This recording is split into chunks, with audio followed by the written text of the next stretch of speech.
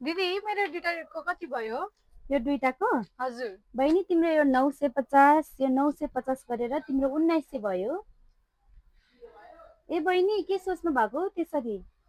950 950 1900 चाहिँ कसरी भयो? मैले म्याथमा पिएचडी गरेको खै कपी पेन दिनु त म आफै हिसाब ए हो गरिदिन्छु। तिमी आफै हिसाब गर्ने? हजुर ल गर त बहिनी।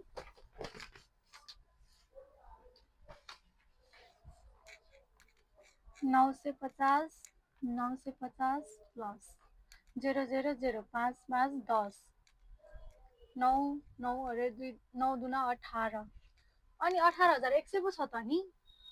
खासै हिसाब गर्न त आउँदैन रहेछ बहिनी। ठिकै छ। अनि राम्रोसँग हिसाब गरेर बस्नु है, नत्र पछाडि डुब्ला फेरि। हस् आउँदै गर है बहिनी। हस् तिमी जस्तै कस्टमरको खाँचो हुन्छ हामीलाई।